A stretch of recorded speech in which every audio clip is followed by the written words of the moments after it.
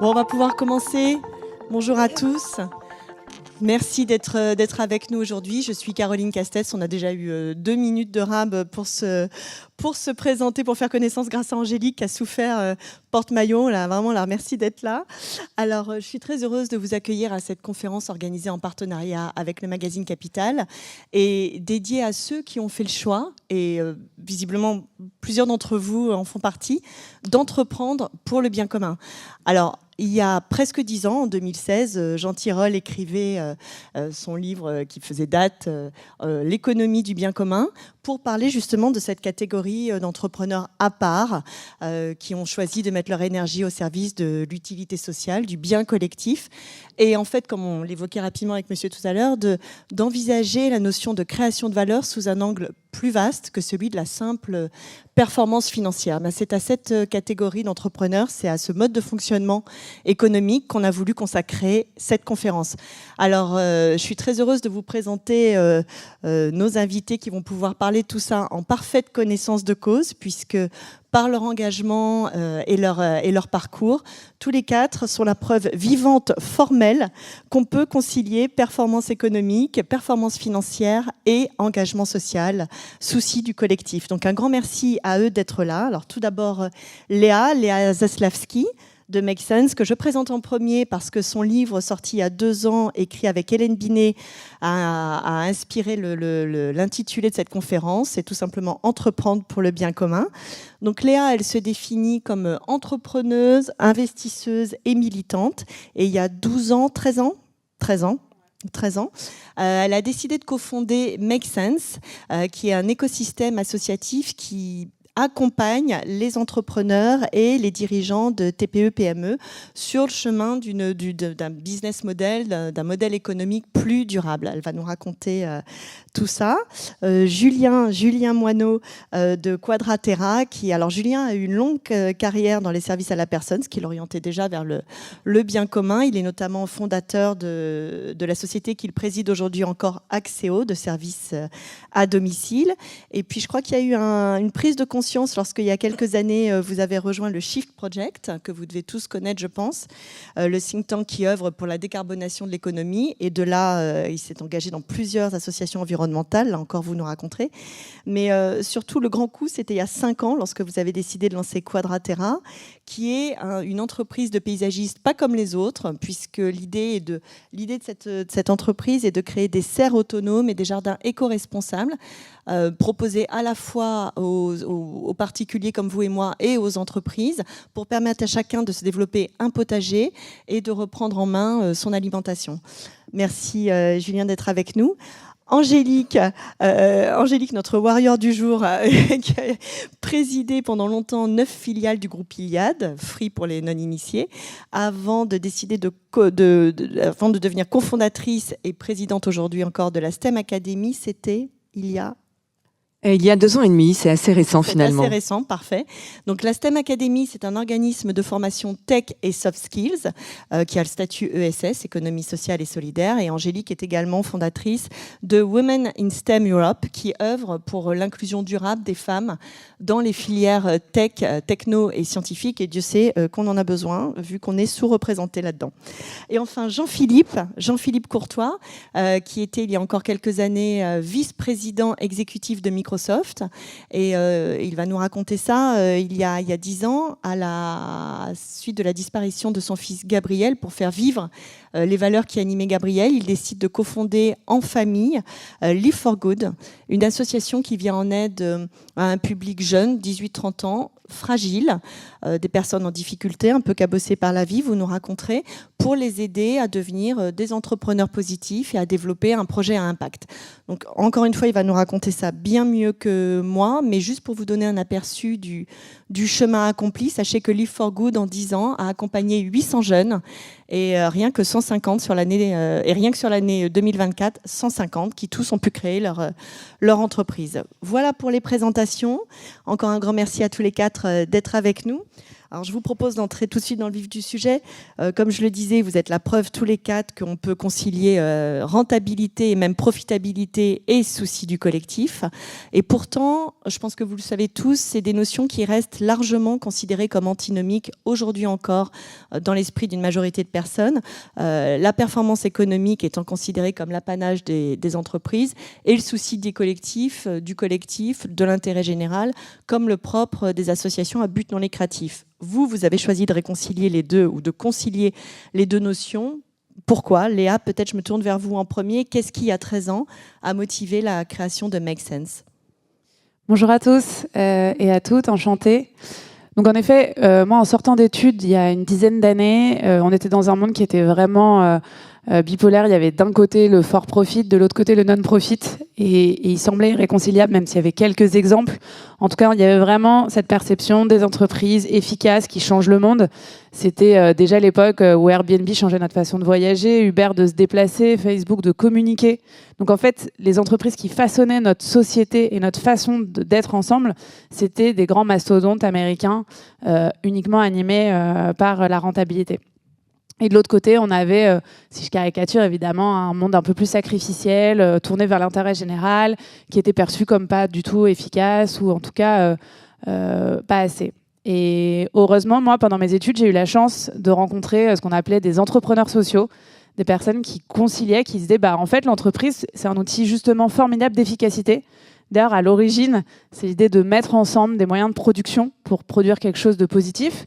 Et donc, si on revenait en fait à l'essence aussi de ce qu'est une entreprise, qui n'est pas forcément la maximisation du profit, mais qui est plutôt, on va mettre ensemble du temps humain, du capital, des innovations, et on va essayer de produire quelque chose de positif pour la société. Et donc, c'était le mouvement qu'on appelait les entrepreneurs sociaux, qui était assez... Enfin, moi, j'ai passé 3-4 ans de ma vie professionnelle à dire, mais vous savez que les entreprises peuvent aussi avoir pour objectif premier, ou en tout cas pour objectif équivalent à celui de la rentabilité, le fait de résoudre une problématique de société. Et ça existait déjà. C'était soit à travers justement l'activité qui est menée.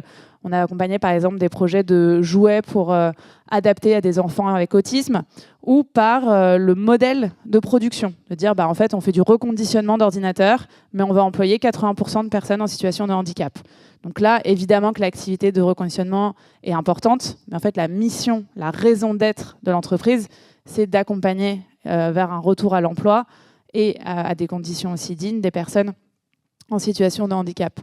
Et donc on voit qu'à travers, parce qu'on parlait aussi un petit peu de définition, en tout cas la question des entreprises sociales, elle se définissait comme justement le fait de poursuivre la poursuite d'un objectif social et environnemental soit au même niveau que celle de poursuivre une rentabilité économique. La bonne nouvelle, c'est que, même si là on se dit c'est antinomique, pour moi les consciences ont quand même vachement évolué, parce qu'aujourd'hui quand on parle d'entrepreneuriat social, d'entrepreneuriat après à impact, il y a eu des lois qui sont venues avec la loi Hamon, qui a fait rentrer les SAS aussi dans le monde de l'économie sociale et solidaire de l'ESS avec l'agrément ESUS. Il y a eu les entreprises à mission. Il y a eu toute une mouvance aussi qui a démontré que en fait on pouvait justement réconcilier les deux et que c'était possible. Est-ce que c'est devenu majoritaire ? Non. Mais déjà, il y a eu un changement culturel. On est passé de modèles qui sont très anecdotiques, très niches, à une aspiration beaucoup plus profonde de la société de se dire, OK, en fait, comment on s'assure justement de pouvoir remettre ces enjeux d'impact au cœur de nos modèles, et comment légalement c'est possible, comment on peut avoir des incitations fiscales, comment on peut avoir aussi des financements qui sont fléchés, avec tout un écosystème qui s'est construit dédié d'incubateurs, de financeurs, d'accompagnateurs, etc., etc. Et il y a encore du travail à faire, clairement, on est au début du chemin, mais en tout cas, ça a vraiment évolué, et je pense que c'est absolument bénéfique, surtout parce qu'aujourd'hui, ce qu'on voit, c'est que les entrepreneurs, malheureusement, on gagne plus d'argent si on esclavagise ses salariés, qu'on ne respecte pas les ressources planétaires et qu'on ne fait pas tout bien. Justement, on parlait de chaîne de valeur juste avant de rentrer dans la salle. Malheureusement, aujourd'hui, on peut le voir dans la fast fashion avec Shein qui fait encore la une des journaux avec le BHV en ce moment. C'est sûr que nous, on accompagne plein de marques éthiques qui produisent en France, essayent justement d'avoir toute une approche responsable aussi de la mode. Et aujourd'hui, en fait, on gagne bien plus d'argent si on produit avec des enfants ouïghours, des produits à la chaîne qui sont jetés en 5 minutes. Donc, tout l'enjeu aussi, c'est de voir comment, maintenant que ces modèles se sont démocratisés, qu'il y a une vraie aspiration, comment on leur permet aussi d'avoir les mêmes chances, d'avoir les mêmes règles du jeu, enfin d'avoir des règles du jeu qui permettent justement à ces modèles de vraiment réussir, de vraiment changer la donne et de vraiment façonner notre société. Et donc aujourd'hui, on voit qu'il y a plein de modèles qui fonctionnent. Dans la mode 1083, il a montré qu'on pouvait faire une entreprise rentable en produisant des jeans en France et qu'on n'était pas obligé de délocaliser, si je reprends l'exemple de la mode. Mais par contre, c'est pas devenu un géant mondial. Et donc pourquoi ? Parce que en fait, il a plus de contraintes que d'autres, et donc c'est plus difficile. Donc l'enjeu pour moi maintenant, c'est on a montré que c'est possible. Il y a des exemples dans tous les secteurs de personnes qui ont changé leur façon de faire les choses et qui ont remis en fait aussi l'intérêt de la société, l'intérêt du collectif au cœur de leur modèle, tout en étant rentable, tout en démontrant l'efficacité économique. Maintenant, permettons de devenir aussi les leaders de leur économie, et pour ça, il faut aussi changer les règles du jeu.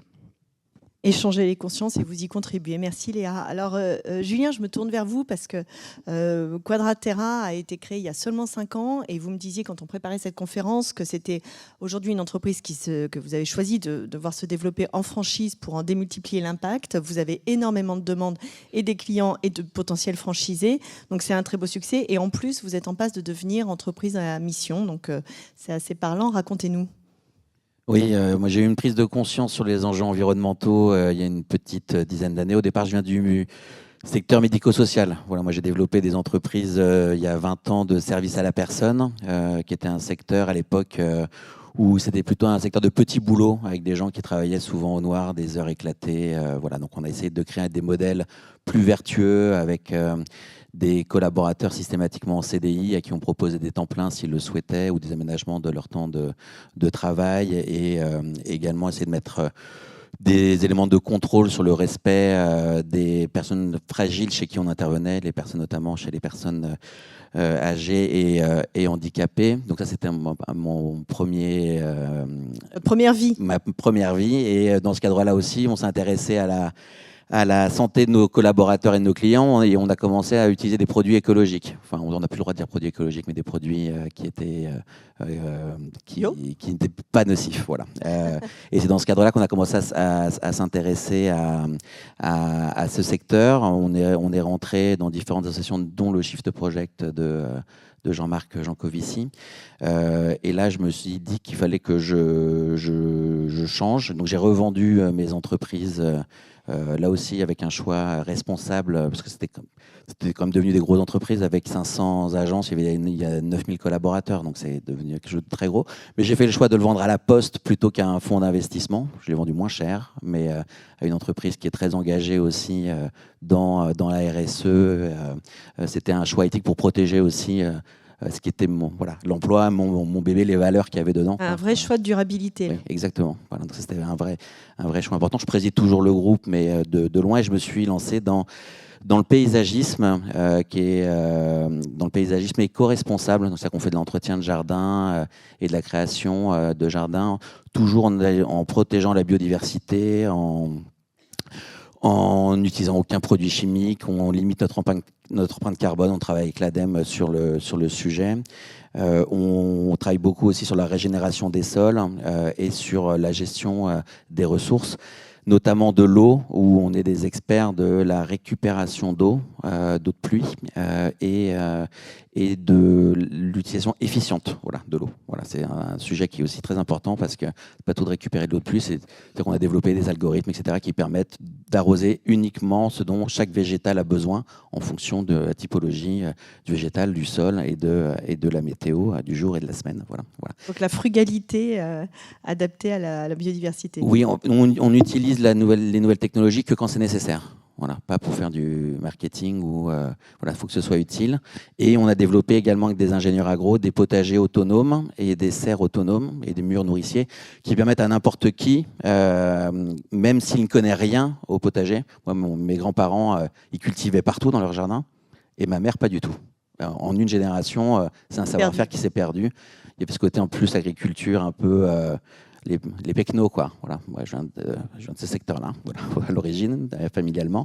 Et donc, quand moi j'ai voulu me lancer dans le potager, j'étais un peu perdu. Donc, on a développé ces outils-là, qui permettent Pareil, avec de la micro-irrigation, des micro-amendements, c'est inspiré de la permaculture, c'est en bio. Et n'importe qui peut se lancer avec une forte productivité, ce qui est important. Voilà. Ce qui nous permet aujourd'hui de rendre des familles autonomes en fruits et en légumes, ce qui est mon cas. Voilà. Moi, je produis 1 tonne par an de légumes dans mon jardin. Voilà. Et ça, c'est passionnant. Voilà, comme vous l'aviez dit en introduction, je pense que quand on est entrepreneur, la création économique, elle n'est pas suffisante, quoi. Ou alors c'est triste. Voilà. Quand on arrive à avoir de l'impact social ou environnemental, c'est quand même un vrai plus. Oui, ça c'est vrai, j'entends. Alors, Angélique, je me tourne vers vous maintenant. Vous allez nous raconter l'aventure de la STEM Academy de Women in STEM Europe, qui sont quand même 2 choix très éloignés de ce que vous faisiez au départ, de vos domaines de prédilection professionnelle. Donc, qu'est-ce qui vous a amené à bifurquer comme ça ? Alors moi, ce qui me porte depuis toujours, c'est la transmission et la mise en capacité des autres. Donc j'ai un leadership basé sur l'écoute, sur la bienveillance, mais aussi sur l'exigence et la conscience en fait des impacts collectifs sur chaque décision. Et j'ai évolué dans des grands groupes et j'ai toujours été en recherche de sens et de plus d'humain dans ce que je faisais. Donc, on en avait discuté. Je suis une adepte de la symétrie des attentions. La symétrie des attentions, qu'est-ce que c'est ? C'est une équation assez simple qui est que la qualité de la relation entre les clients et une entreprise est égale à la qualité de la relation entre l'entreprise et ses salariés. Et donc, il y a un très bon ouvrage de Vinette Nayar, Les employés d'abord, les clients ensuite. Et moi-même, j'ai publié un ouvrage, L'expérience client, une histoire d'émotion, qui témoigne des résultats quand on applique une symétrie des attentions. Donc ça, c'est quelque chose qui me caractérise. Et puis, j'ai eu la chance aussi d'accompagner la famille Mullier pendant 7 ans en son conseil de gérance. Donc, qui produit d'ailleurs sur la marque Jules des jeans en France. Donc, c'est possible effectivement de produire en France. Et c'est une famille qui m'a beaucoup appris, notamment parce que j'ai compris qu'on pouvait être exigeant, performant, bienveillant à la fois, porté sur l'autre, et que cette posture managériale, en fait, m'a totalement réconciliée avec l'idée que l'entreprise pouvait être un vecteur de bien commun. Donc ça a été une expérience très enrichissante. Et donc, naturellement, quand j'ai créé la STEM Academy il y a un petit peu plus de 2 ans, eh bien, j'ai voulu effectivement mettre du sens dans la STEM Academy. Alors, qu'est-ce qu'on fait ? On est une entreprise qui forme aux grandes transformations technologiques, notamment l'IA. On forme des équipes métiers, des équipes de direction. Je crois même qu'on a formé vos équipes et peut-être même on vous a formé il n'y a pas très longtemps, il y a quelques mois. Donc voilà, on essaime un peu partout dans des grands groupes, TPE, PME. Et donc on est un acteur économique avec cette raison d'être profondément tournée vers l'impact sociétal et vers une transformation positive et durable. Et Women in STEM Europe, extrêmement important, on a une raison d'être qui est de créer les conditions d'une inclusion durable des femmes dans les filières scientifiques et technologiques afin d'accompagner nos mutations économiques et renforcer notre compétitivité nationale et européenne sur la base d'un constat que les femmes sont absentes de la 4e révolution industrielle, que les emplois de demain sont en train d'être décidés aujourd'hui, et qu'on n'est pas, nous les femmes, dans ces métiers. Et Women in STEM Europe, c'est une société à mission. Moi, j'y consacre 50% de ma semaine de façon bénévole, pro bono, comme on dit. Donc, c'est un engagement assez fort pour faire bouger les lignes et faire en sorte que ce fossé ne se creuse pas, notamment quand on constate qu'au niveau mondial, le droit des femmes est en train de reculer. Donc, si le droit des femmes recule au niveau mondial et qu'on n'est pas dans les filières d'avenir, notre émancipation financière est remise en cause à très court terme. Et c'est un vrai risque aujourd'hui dont on ne se rend pas compte. Et c'est maintenant qu'il faut s'attaquer au sujet. Voilà, donc vous pouvez suivre notre page LinkedIn parce que plus on est suivi, donc Women in STEM Europe, plus ça influence l'algorithme aussi à mettre en avant ce type de contenu. Super, on a tous reçu le message. Merci Angélique. Jean-Philippe, alors on comprend que ce sont des raisons très personnelles, très intimes qui vous ont amené à créer Live for Good, qui est d'ailleurs un projet tourné vraiment vers l'individu. Racontez-nous cette aventure. Ton micro, Caroline. Bonjour à toutes et à tous. Très, très heureux d'être avec vous sur ce sujet, effectivement, qui habite ma vie depuis plus d'une dizaine d'années. Au point de départ, j'étais aussi inspiré depuis 15-20 ans par des rencontres, un peu comme tout le monde, je pense. On a rencontré des gens qui ont créé une forme de déclic, révélation, conscience. J'ai eu le plaisir de rencontrer plus d'une quinzaine d'années Mohamed Younous, qui est l'un des pères fondateurs de la microfinance, pour ceux qui connaissent toute l'histoire de la microfinance. Et j'avoue qu'en parlant avec lui, en comprenant le phénomène qu'il avait créé au Bangladesh, d'emploi durable par des femmes notamment, en grande partie d'ailleurs, et en rencontrant ensuite d'autres rôle modèles, comme on les appelle, à l'époque, la création de Make Sense, donc il y a des gens présents. Léa, j'ai rencontré moi Christian à l'époque, Christian Vanizette, cofondateur, des personnes comme Marie Trélucan en France, qui ont créé unicité le principe du service civique dans le pays, et bien d'autres. Eh bien, quand ce point fondamental de ma vie s'est passé, on a souhaité, avec ma famille et puis des personnes proches, créer cette association qui s'appelle Live for Good. Donc, on va fêter nos 10 ans d'ailleurs en décembre prochain. Donc, créer cette association Live for Good qui a pour mission de révéler le potentiel de jeunes venus de tous horizons par l'entrepreneuriat à impact. En d'autres termes, qu'est-ce qu'on fait? En fait, on s'adresse à des jeunes qui représente un peu toutes les diversités de la France. Donc il y a au moins 50% de public dit fragile dans la catégorisation française. Ça veut dire c'est des QPV, c'est des zones rurales, c'est du handicap, c'est du décrochage, etc. Et avec une valeur de mixité très forte et de communauté. Et donc ce qu'on organise plusieurs fois par an, ce sont des appels à projets pour ces jeunes qui ont une envie, un projet quand même qui est naissant, de changer le monde sur une problématique particulière, quelle qu'elle soit. Ça peut toucher, on en parlait ensemble tout à l'heure, effectivement, des éco-paysages, ça peut toucher des matériaux de construction également éco-responsables, c'est du lien intergénérationnel, du lien social, c'est des problèmes de santé mentale. Et en fait, ils viennent avec cette idée et on les accompagne pendant 9 mois sur leur projet. Ça s'appelle un programme Start for Good, avec 3 piliers. Il y a un premier pilier qui est très communautaire, justement, parce qu'on a vu la puissance collective d'intelligence de ces jeunes ensemble.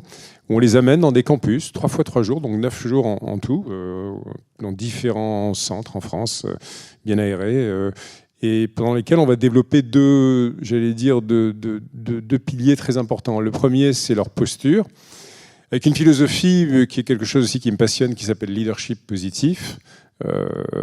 J'y reviendrai peut-être tout à l'heure, qui est basé sur la psychologie positive, les neurosciences, et qui consiste justement à avoir d'abord une bonne connaissance de soi, à avoir une compréhension de pourquoi on est là finalement sur cette terre à un moment donné de sa vie, de ses vies, et d'être capable de générer aussi, de manager ses énergies mentales, physiques, cognitives, émotionnelles, et d'en faire un réservoir qu'on peut propager vers les autres pour collaborer, construire justement des projets innovants et arriver ensemble sur un troisième cercle qui est moi et le monde à avoir un impact sur le monde, sur un projet bien donné.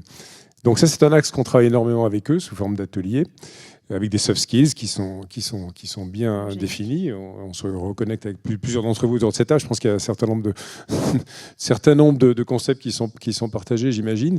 Et puis le deuxième vecteur, c'est comment on crée sa start-up à impact. C'est vrai que j'ai changé un peu le vocabulaire d'entreprise sociale parce que dans notre pays, quand on dit entreprise sociale, ça peut faire peur à certains publics. Moi, comme j'aime bien décloisonner entre le monde... Heureusement, ça en attire d'autres également. Oui, ça en attire d'autres aussi, mais j'ai remarqué que c'était plus clivant qu'autre chose, en fait, personnellement, l'expérience. Moi, je suis un homme d'entreprise, j'ai vécu 40 ans dans une grande boîte de tech, effectivement, au plan global.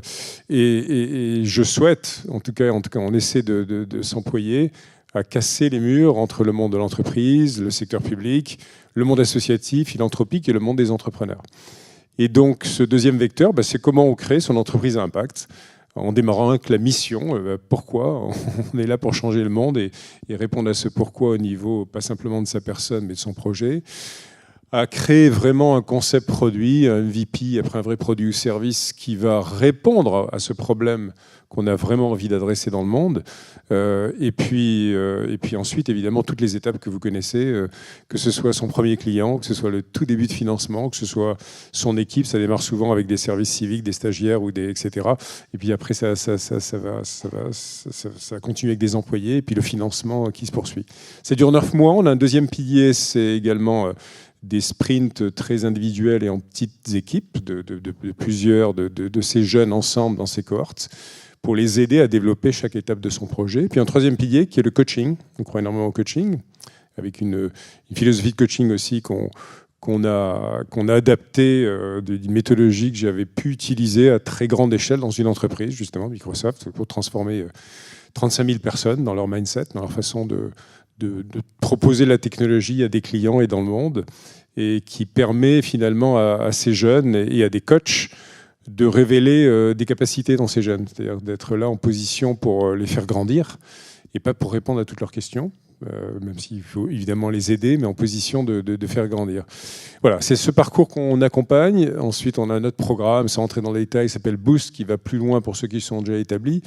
Et un prix, on va le célébrer cette année, 10e année, le prix Gabriel, qui va récompenser 6 lauréats, qui seront récompensés cette année le 17 décembre. L'appel à candidature est passé, malheureusement. Vous ne pouvez plus vous joindre parce que c'est fini, c'est clôturé. On est dans les examens des candidatures, mais on a reçu vraiment de très très belles, quelques centaines de candidatures, et qui bénéficieront d'une bourse. Au total, il y a une bourse de 120 000 € qui va être partagée autour de ces 6 jeunes, et puis surtout pour les aider dans un coaching, une expertise très très très forte, sur une année pour aller plus loin. Voilà. Et puis dernier élément, on essaie de travailler avec le reste de l'écosystème de plus en plus. Je suis convaincu, on en reparlera peut-être, qu'il faut sortir de sa ligne de nage, comme on dit, que ce soit entre les associations, que ce soit avec le monde des entreprises et les autres parties prenantes. Et donc on s'est associé récemment avec un fonds d'investissement, ce qui peut paraître étonnant, voilà, entreprendre le profit, le bien commun. Il y en a. Avec notre association, les Déterminés, que je pense peut-être beaucoup d'entre nous connaissent, de Moussa Camara, avec HEC. Il y a un fonds d'investissement qui s'appelle Daphne, qui est un fonds tech d'habitude. Et ensemble, on a travaillé depuis 1 an et demi. On a annoncé la création d'un fonds qui va lever 100 millions d'euros. Là, je touche du bois, mais la première partie de la levée est quasiment finie la semaine prochaine. Donc voilà. Et dans le climat actuel, et pour faire quoi ? Pour aller chercher et développer 100 rôles modèles d'entrepreneurs de la diversité dans ce pays, pour montrer les visages différents de l'entrepreneuriat dans les 10 ans à venir. C'est un pari, c'est 100 millions d'euros, c'est beaucoup d'efforts, mais c'est surtout autour de cette plateforme, des associations qui œuvrent dans ce qu'elles savent faire, sourcer, développer, inspirer des talents, les faire grandir. Le fonds d'investissement qui a son job, qui est évidemment d'investir de l'argent pour avoir un effet de levier financier également. Il faut être très clair, hein, c'est pas de la philanthropie, c'est un fonds d'investissement, il y a un TRI espéré entre 5 à 10%, mais derrière un accompagnement qui va être fait par cette association de ces 3 autres acteurs, pour accompagner dans la durée ces entrepreneurs. Parce qu'on sait qu'il y a une certaine fragilité, que ce n'est pas simple. Il ne suffit pas d'argent dans un compte en banque, même si ça peut aider aussi.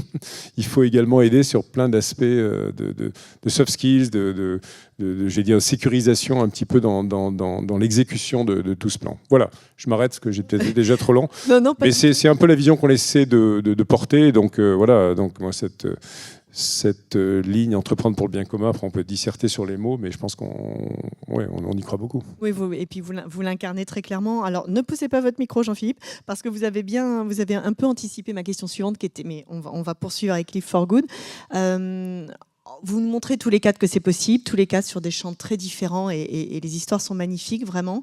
Maintenant, comment, d'une façon très pratico-pratique, comment au départ, lorsqu'on choisit de concilier les 2 nécessités, comment est-ce qu'on intègre ça dans la création de son business model, de sa réflexion ? Je veux être une source de profit. On n'est pas sur de la philanthropie, encore une fois, même si le pro bono prend sa place dans ces modèles-là. Je veux être une source de profit et je veux être un levier de transformation positive pour la société. À quel moment, je poursuis, on reprend avec Live for Good, Jean-Philippe, si vous le voulez bien. À quel moment de la réflexion, de la construction de l'entreprise, on intègre cette double nécessité, cette double exigence ? D'abord, je crois que le meilleur moment, c'est quand on a une page blanche, quand on démarre. Donc c'est pour ça que tout est possible. Oui, non, parce que quand on regarde aujourd'hui ce mouvement qui a démarré, mouvement Ashoka, ça a plus de 40 ans, hein, Bill Drayton, 45 ans, Ashoka, l'entreprise sociale, c'est un modèle qui existe. Il y a des formes légales très différentes qui existent en France, entreprises à mission qui sont superbes, les B Corp, il y en a à peu près 10 000 dans le monde, les Benefit Corporation qui existent dans plusieurs pays, dont les États-Unis, ESUS en France également. Mais quand on regarde au niveau macroéconomique, c'est moins de 0,1% des entreprises dans le monde. Voilà. Toujours pour raison gardée, hein, je ne dis pas ça, mais il faut être très anecdotique, très concret quand même sur la réalité factuelle un petit peu de cela. D'où le propos de dire, en fait, quand on crée toute cette nouvelle génération d'entrepreneurs partout dans le monde et qu'on leur permet, avec des outils très concrets, d'établir un modèle tout simplement viable entre un moteur économique, financier, entre un moteur social, environnemental, c'est le meilleur moment en fait pour le créer. Donc c'est ce qu'on s'évertue à faire aussi bien chez Leaf4Good. Je prendrai d'autres exemples aussi pour montrer que ça existe dans des entreprises plus matures. Je suis également président du comité de mission d'une boîte aussi qui est Bicorp et qui est entreprise à mission, qui s'appelle Open Classroom. Que bien sûr. Certains doivent connaître, je pense. Et il y a pas mal peut-être d'utilisateurs, oui, tout à fait. D'étudiants, comme on les appelle dans la salle. Et j'ai accepté cette mission parce que j'aime beaucoup les deux cofondateurs, Pierre Dubuc, Mathieu Nebra, qui ont créé cette boîte il y a déjà près d'une quinzaine d'années, et qui a pour mission de rendre l'éducation accessible. C'est quand même une belle mission. Et en fait, dans le cœur d'un comité de mission, on est là justement pour décortiquer la mesure d'impact par rapport à la raison d'être de l'entreprise. Donc je viens de vous donner la raison d'être. Et ce qui est assez intéressant, c'est quand on dissèque un exemple comme celui-là, on s'aperçoit que Open Classroom touche des centaines de milliers d'étudiants gratuits et des étudiants payants, parce qu'il faut qu'ils aient un modèle économique évidemment viable. Et on a décidé de se focaliser sur ce qu'on appelle les career outcomes. Excusez-moi pour l'anglais, c'est des résultats de carrière, de parcours quelque part. C'est-à-dire qu'en fait, en 2024, dans la dernière mesure d'impact, il y a 45 000 à peu près, je vous arrondis, personnes, étudiants de tous âges, qui sont sur tous les parcours. Vous avez des parcours tech, des parcours non-tech, dans la santé, dans plein d'autres sujets maintenant également, où on mesure en fait les itinéraires positifs suivants. 1, on obtient un diplôme qui est reconnu. 2, on a en fait un salaire qui augmente entre le début et la fin dans un job qu'on a. 3, on change de job, on a une promotion. 4, on crée son propre job également. Et donc on prend l'ensemble de ces scénarios possibles et on mesure, plus de 6 mois après la fin du parcours, l'évolution positive du parcours qui a été fait sur la plateforme Open Classroom avec la technologie, il y a de l'IA, il y a aussi évidemment des mentors dans les projets qui mènent, pour mesurer cette transformation.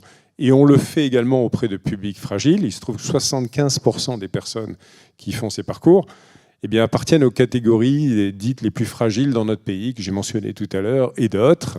Et il y a aussi, on regarde par exemple les femmes dans la tech, qui est l'un des sujets évidemment importants, et les personnes avec un handicap, et que l'entreprise va se focaliser ensuite en synergie avec le board, le conseil d'administration de l'entreprise et l'équipe dirigeante, sur les bloqueurs, les freins dans tous ces parcours, en fonction des profils de ces personnes, pour leur permettre d'arriver à compléter toutes les étapes. Parce que vous rentrez dans une plateforme, il faut déjà s'inscrire. Après s'inscrire, il faut en fait aller jusqu'au bout de la certification. Après, il faut avoir un financement. Parce que la plupart du temps, ces personnes ou ces jeunes n'ont pas de financement. Il faut leur trouver le financement. Voire après un job qui va matcher avec leur truc. Voilà. Tout ça pour vous décortiquer, pour dire c'est du boulot. Mais ça veut dire que c'est inscrit, c'est ancré dans le modèle économique de l'entreprise. C'est pas un add-on, comme on dit, excusez-moi pour l'anglais, c'est pas une partie rajoutée qu'on a mis pour cocher une case. C'est fondamentalement dans l'ensemble des briques de création du produit, du service d'Open Classroom. Voilà. En amont. Alors Léa, merci Jean-Philippe. Alors Léa, quand on a préparé cette conférence, vous reveniez sur ces modèles-là, effectivement. Vous disiez, il y a évidemment la façon la plus classique et peut-être la meilleure, je ne sais pas, d'envisager de devenir une entreprise à impact, c'est d'intégrer cette logique-là dès le départ. Mais vous me parliez aussi de cas d'entreprises qui bifurquent et qui ajustent leur business model en cours de route pour aller vers un développement plus vertueux, plus durable. Donc, racontez-nous. Oui, tout à fait. Alors, pour continuer, c'est vrai que dans ce monde, il y a beaucoup d'anglicismes, mais on parle des impact natives, donc des personnes des projets, des entrepreneurs, des entreprises qui ont l'impact au cœur, nativement dans l'ADN de leur projet. Et il y en a un certain nombre qui sont connus, Open Classroom, les Blablacar, les Too Good To Go et autres, qui sont aussi des marques B2C, donc connues. Il y a aussi des grosses boîtes plutôt en B2B, mais forcément souvent on connaît moins les marques parce que c'est pas consumer. Mais donc ça, c'est des structures qui vraiment, dès le démarrage, par exemple Too Good To Go, la raison d'être, c'est de lutter contre le gaspillage alimentaire. Et leur North Star Metric, c'est le nombre de repas sauvés. Ils en sont à plus de 100 millions de repas sauvés annuellement maintenant, dans 19 pays. Donc évidemment, ils ont du chiffre d'affaires, évidemment, ils se développent. C'est une entreprise qui est super rentable. Mais ce qui a porté les dirigeants et dirigeantes, et notamment Lucie Bache, une des cofondatrices, c'était vraiment ça. Elle l'a chevillé au corps. Elle a d'ailleurs aussi travaillé sur l'évolution des réglementations, avec aussi un travail qui a été fait sur les DLC, avec tout tout un groupe et une coalition d'acteurs aussi de la grande distribution pour se dire, comme moi, ce qui m'intéresse, c'est justement de lutter contre le gaspillage alimentaire. Je le fais à travers mon activité économique. Je montre que c'est possible. Mais comme je le disais tout à l'heure, je fais aussi bouger les règles pour que ça puisse être pérenne. Et ça, c'est extrêmement important. Et puis après, il y a d'autres personnes qui ont plutôt découvert ces enjeux de sens aussi sur leur chemin. Et c'est super, en fait. Enfin, il n'y a pas de mieux. En réalité, c'est deux façons de faire. Et qui, du coup, se disent, OK, aujourd'hui, on comprend qu'on vit dans une économie où il faut se réencastrer dans une économie donut, c'est-à-dire penser au plancher social, aux conditions de travail et penser aussi aux limites planétaires, puisque cette question de ressources infinies a été déconstruite, même si parfois, malheureusement, même à l'ONU, on nous le rabâche. Elle a la vie dure, quand même. Voilà, mais bon, a priori, ça c'est quand même démontré, c'est quand même très clair.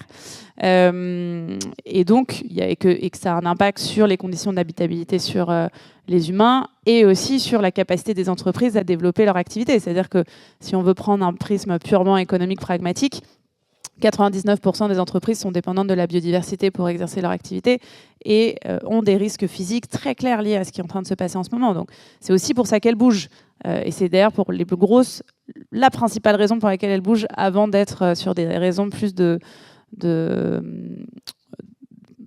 conviction, on va dire, de bien commun, justement. Et donc, il y a tout un certain nombre de structures, et notamment, ce qui est hyper intéressant, c'est que les TPE, PME qui ont des perspectives économiques moyen, long terme, ne sont pas pilotées à 3 mois comme les grandes entreprises sur des cours de bourse qui changent tous les 3 mois et qui, du coup, nécessitent malheureusement de piloter son activité de façon extrêmement court-termiste. Ce qui est génial avec les TPE, PME, et c'est pour ça que moi je suis ravie d'être là aujourd'hui, c'est que c'est justement les structures, avec les ETI évidemment, sur lesquelles on peut faire bouger les choses parce qu'on a le temps, parce que pour la plupart, c'est des structures qui sont capitalistiquement détenues par des familles. Et du coup, parce que la transition, c'est du temps long. C'est pas des bénéfices à 3 mois. C'est investir dans l'humain. L'humain, ça prend du temps. C'est investir dans les ressources, dans la biodiversité, ça prend du temps. Ça a des bénéfices incroyables, c'est démontré. Mais il faut prendre ce temps-là. Et donc, il y a des super boîtes. On parlait des entreprises à mission. Émeric Jacquia, donc un des fondateurs notamment des communautés des entreprises à mission, il avait repris une boîte de literie, par exemple, en 2009, qui s'appelait la Camif. Et il a repris la structure et pour lui redonner un élan économique, il a remis les objectifs sociaux et environnementaux de la société au cœur du projet d'entreprise et de reprise. Et donc du coup, en quelques années, 70% des literies étaient produites en France, 100% en Europe. Il a retravaillé aussi sur l'engagement des salariés, dont vous parliez aussi, qui est extrêmement importante évidemment pour que ça fonctionne bien. Et ça a été un succès. C'est aussi une autre structure qui s'appelle Acorus, qui est dans la rénovation du bâtiment. Avec un entrepreneur qui reprend une structure qui a 80 salariés, une vingtaine de millions de chiffres d'affaires, et qui se dit, OK, il faut, pour se développer, qu'on garde plein de petites structures à taille humaine de maximum 20 salariés. Donc plutôt que de créer un mastodonte avec des fonctions support intégrées, des trucs super que des consultants McKinsey ont pensé pour tout optimiser, et en fait, on va avoir un truc où c'est pas du tout optimisé, c'est une centaine de structures, alors progressivement, de 20 salariés maximum qui chacune est complètement autonome dans ses recrutements, dans sa politique salariale, dans son organisation du temps de travail. Les résultats, c'est fulgurant, c'est 300 millions de chiffre d'affaires aujourd'hui.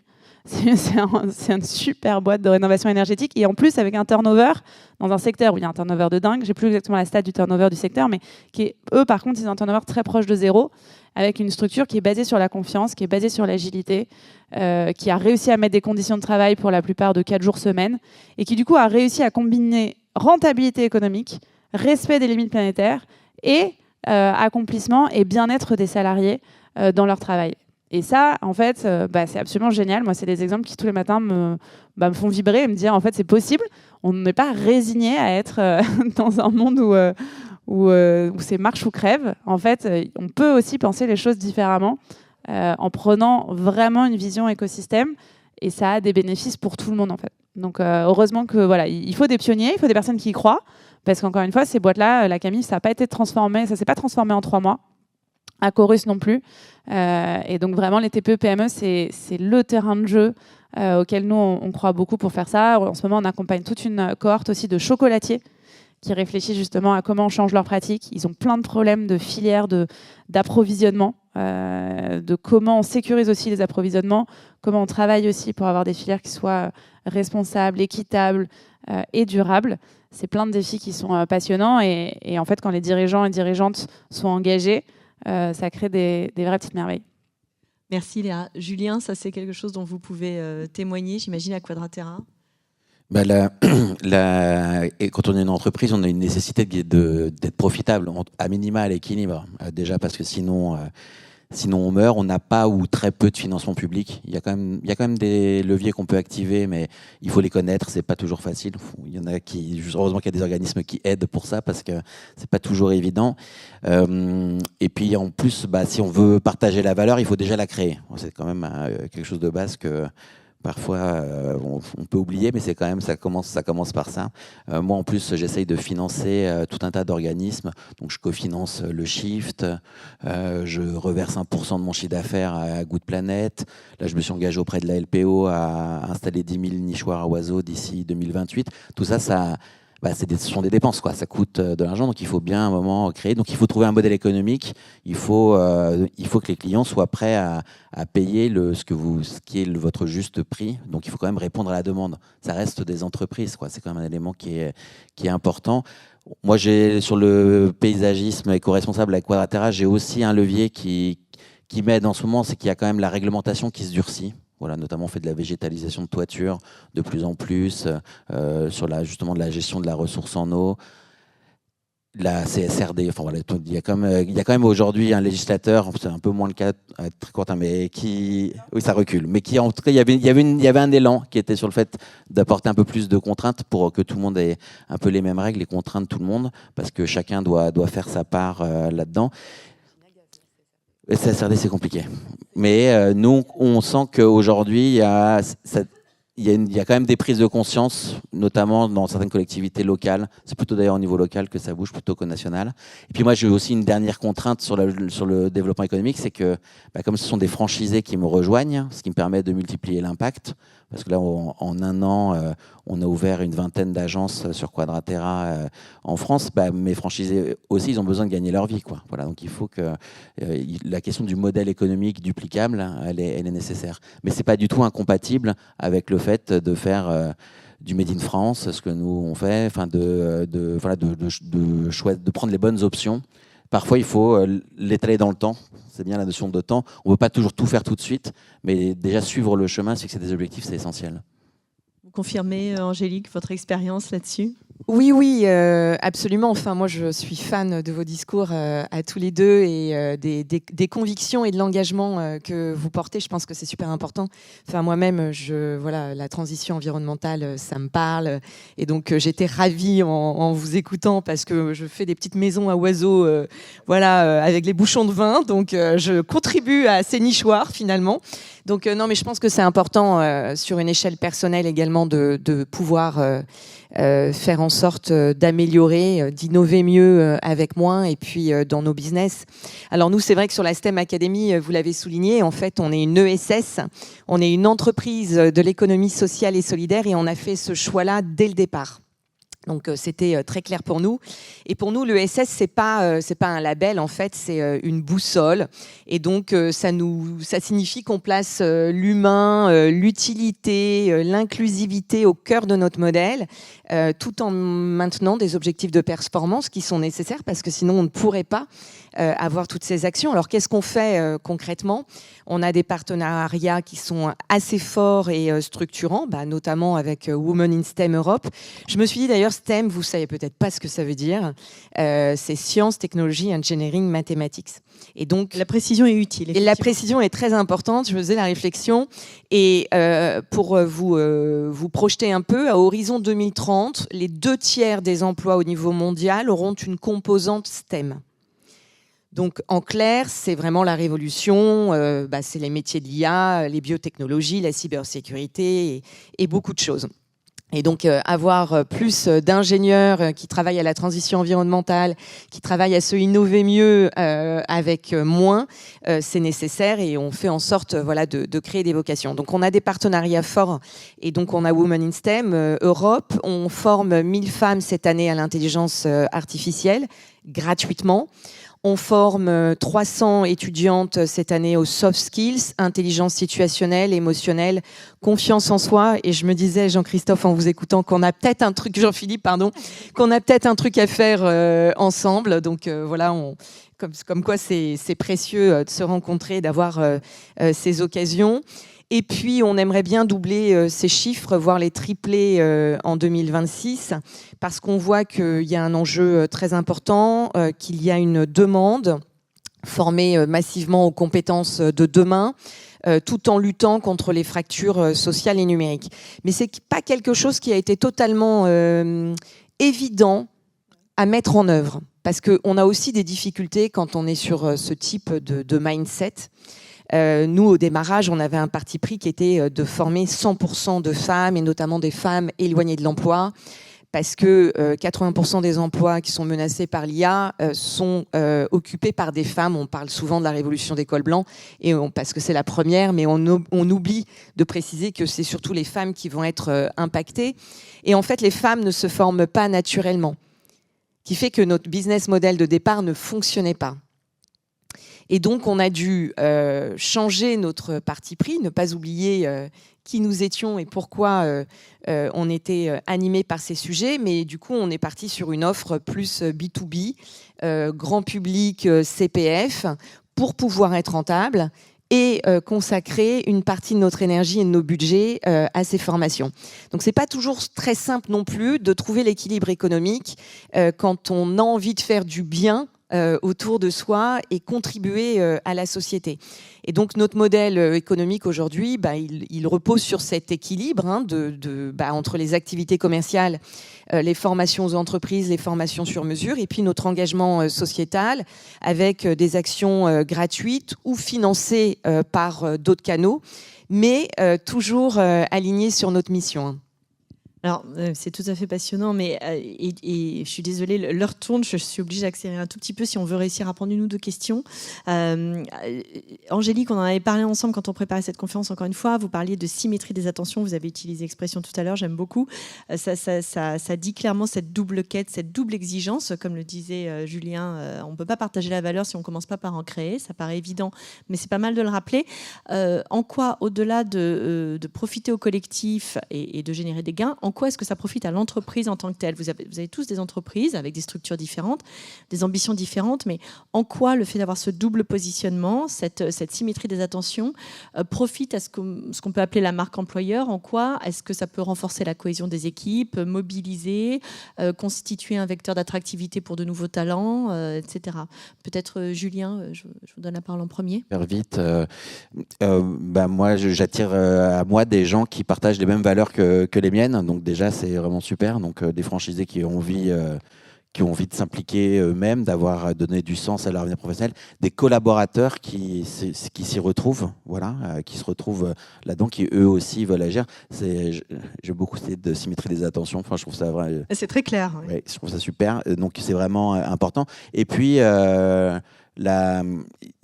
il y a aussi la reconnaissance du client, des partenaires, des institutionnels. Quand on a un prix, quand on est mis un peu à l'honneur, c'est aussi de la visibilité. Et parfois, les gens viennent à nous, pas par conviction, mais pour leur image. Mais à la rigueur, peu importe. L'important, c'est l'impact, quoi. Voilà. Léa, peut-être ? Ouais, pareil. L'enjeu, c'est l'implication au travail et démultiplier quand on a du sens. Enfin, moi, je crois plus à la carotte qu'au fouet. Je pense que quand on est motivé, quand on voit le sens de ce qu'on fait, d'ailleurs, il y a eu un énorme mouvement aux États-Unis de quiet quitting. C'était le fait de dire on reste dans son travail pour avoir son salaire, mais par contre, on est démissionnaire dans son attitude. Donc, en fait, ça démontre que on a des personnes qui font leur travail, mais qui font le minimum vital. Et aujourd'hui, pour justement, notamment quand on est une entreprise TPE, PME, les conditions économiques en ce moment sont rudes. Si on n'a pas des salariés qui sont engagés, qui ont envie et qui font vraiment aussi l'extra mile, c'est plus compliqué, ça marche moins. Et ça ne veut pas forcément dire mettre en péril son équilibre vie pro, vie perso ou travailler 70 heures par semaine. Mais en fait, mettre de l'attention dans son travail et être engagé dans son travail et essayer de le faire bien, dans un quota d'heures très respectable, ça change la donne plutôt que de le faire avec des involtures et des intérêts. C'est la qualité de chaque heure passée n'a juste rien à voir en fait. Et pour faire face aux crises, quand un collectif est soudé, ça change tout aussi. Oui, merci.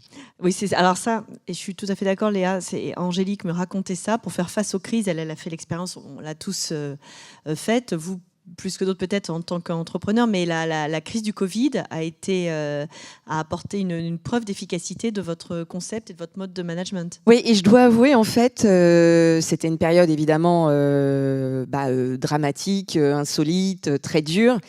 Et moi, c'est une période qui m'a beaucoup touchée en tant que manager, en tant que leader, parce que tout ce travail en fait que j'avais mis en place autour de la symétrie des attentions et qui partait d'une démarche sincère, bien quand on a eu la crise Covid, qu'il y a eu ce confinement, donc j'œuvrais pour Free et Free Mobile à ce moment-là. Donc vous l'avez dit, présidente de 9 filiales, j'avais 7000 collaborateurs et collaboratrices en France. On n'avait pas de télétravail et on était finalement, on faisait partie de ces services essentiels. Il fallait pouvoir appeler, téléphoner, télétravailler, puis surtout en cas d'urgence, pouvoir appeler les pompiers, le SAMU. Et donc c'est impressionnant parce qu'il s'est passé quelque chose de fou que j'aurais jamais imaginé. C'est-à-dire qu'il y a eu une mobilisation incroyable. On a 1500 collaborateurs ont été mis en télétravail en moins de 48 heures. Et puis ça a suivi très vite, tout l'effectif a été en télétravail. Nos compétiteurs qui font aussi des choses très bien n'ont pas fait aussi vite, ce qui prouve qu'on avait une culture d'entreprise et une attention aux autres qui nous était rendue dans le cadre de ce qu'on vivait. Les gens se sont proposés pour faire des heures supplémentaires parce qu'on avait un flux de contacts démentiel. Et ça a été une période vraiment très bouleversante. Et je pense que c'est important quand on travaille avec des entreprises qui mettent du sens. Je pense que c'est un levier d'attractivité, de fidélisation. Je pense qu'on contribue à quelque chose de plus grand aussi, tous ensemble, que la mission même de l'entreprise. Donc je trouve que c'est précieux. Et pour rebondir également sur les valeurs, je pense que c'est important dès le départ dans le recrutement de prendre des gens qui nous ressemblent, avec ces valeurs de transformation positive, durable et responsable. Et voilà, c'est vrai que les collaborateurs qui nous rejoignent, nous, aujourd'hui, qui rejoignent nos aventures, ils viennent pas seulement pour le projet, ils viennent parce qu'ils ont un impact dans la société, qu'ils transforment les individus, parfois les territoires, qu'ils apportent quelque chose aux entreprises avec lesquelles on collabore. Et ça, je trouve que c'est merveilleux. Et ça attire aussi évidemment des partenaires, des clients, parce que ça part d'une démarche authentique. Oui, je veux bien. Merci beaucoup. Jean-Philippe, ce vecteur d'attractivité qui vient du modèle et de la double attention, c'est quelque chose que vous avez constaté aussi dans Live for Good ? Oui, alors c'est Live for Good et au-delà, parce que Live for Good, on est quand même au début, à la genèse. C'est un entrepreneur, il donne tout. Je peux vous dire, un entrepreneur à impact, il donne toute sa vie, même ça va trop loin dans un certain nombre de cas, on le sait tous. C'est-à-dire que des situations de burn-out, de santé mentale compliquées. Ça existe aussi dans ces modèles-là. Il faut parler, parce que là, on idéalise faut pas fantasmer le modèle beaucoup des fois. Et je crois beaucoup, évidemment, à ce sens qu'on peut donner dans sa vie en étant entrepreneur, mais aussi salarié qui rejoint les entreprises à impact. Il y a eu une étude assez intéressante qui a été faite par Deloitte de manière très large autour de cette notion, notamment de la génération Z, enfin la jeunesse, etc. En fait, il y a un triptyque qu'il faut respecter quand même. Parce que sinon, on peut dire on est poussé par le sens et l'impact, oui, à condition qu'il y ait également le bien-être dans ce que l'on fait.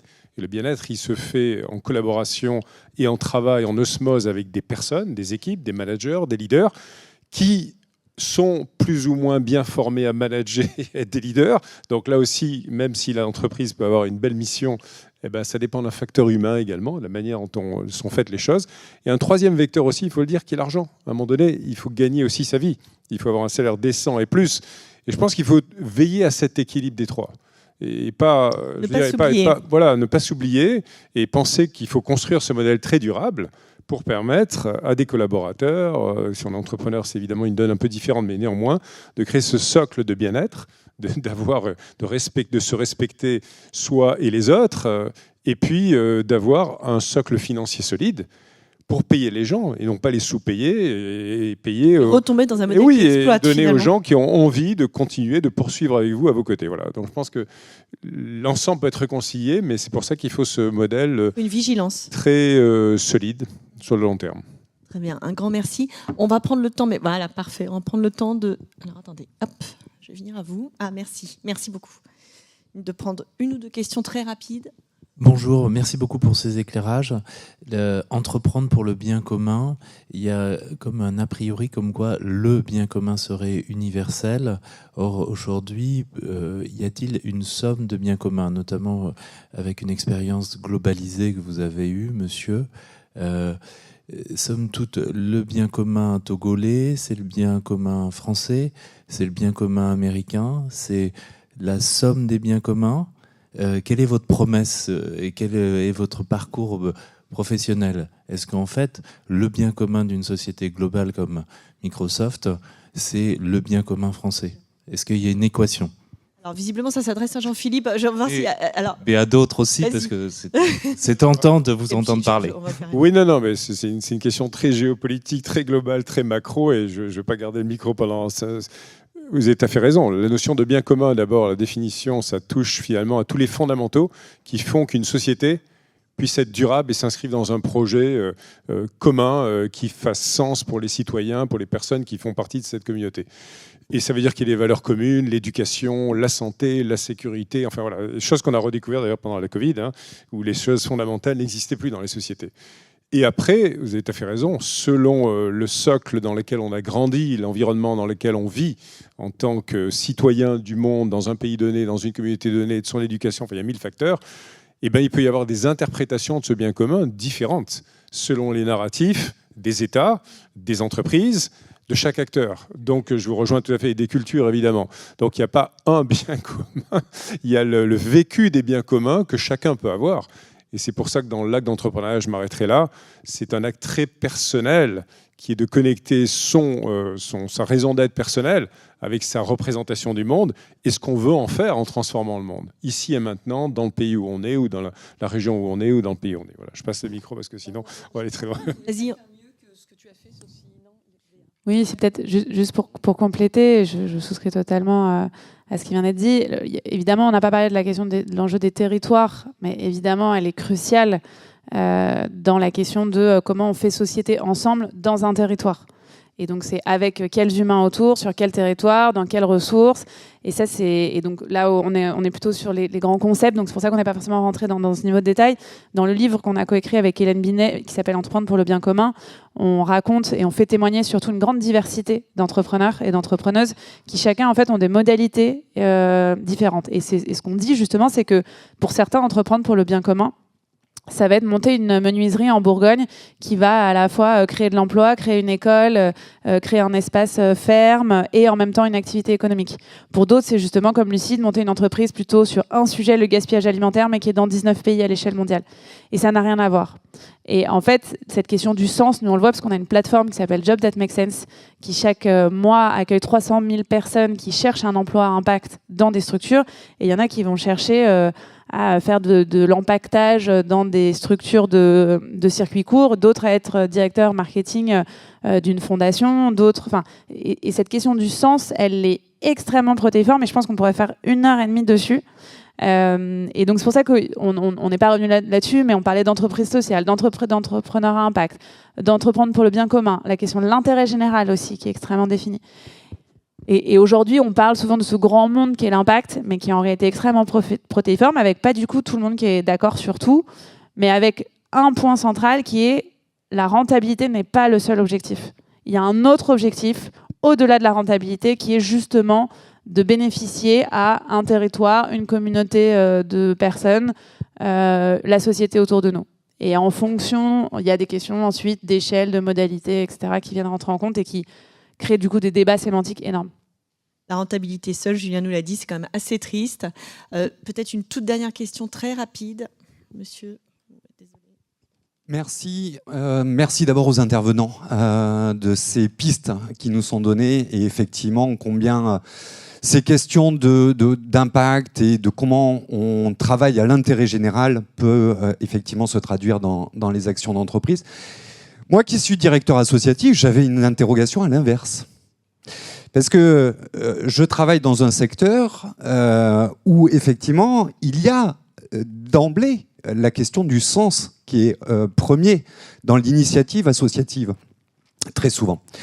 Et je me demandais, justement, à l'inverse, comment l'expérience et l'expertise d'entreprise au sens large, peut aider ces structures à développer leur impact et à développer leurs modèles économiques et donc à développer de l'activité économique. Parce qu'il me semble que ça peut aussi se penser dans ce sens-là, entreprendre pour le bien commun. On peut peut-être partir effectivement de structures qui se construisent autour d'un intérêt général, d'un bien commun, et comment effectivement l'expérience d'entreprise peut les aider à développer des modèles éco, etc. Très brièvement, nous, notre incubateur, il accompagne autant des associations, des coopératives que des SAS. Et on accompagne, tout l'enjeu, encore une fois, c'est d'avoir cette double recherche d'une rentabilité économique ou d'un équilibre économique et de l'intérêt général. Et donc pour des SAS, c'est évidemment tous ces enjeux d'entreprise à mission, etc. Et pour les associations, c'est tout l'enjeu de ne pas dépendre uniquement de subventions. Néanmoins, moi, je veux le rappeler, il y a un certain nombre d'activités qui ne peuvent pas avoir de modèle économique. Et donc, il ne faut pas non plus utiliser le fait que certaines associations arrivent à se diversifier, et c'est ce qu'on pousse. Nous, on travaille avec elles, on leur permet d'être plus solides et justement de se diversifier, mais il y a des activités qui ne pourront pas.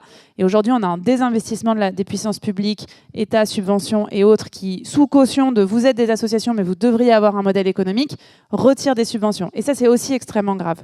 Donc oui, il faut évidemment créer des ponts pour que les associations soient parfois plus efficaces, se diversifient et ne dépendent pas uniquement de la puissance publique, mais il faut aussi accepter qu'il y a des activités qui ne peuvent pas avoir de modèle parce que les populations sont juste trop fragiles, trop précaires et que ça ne peut pas marcher.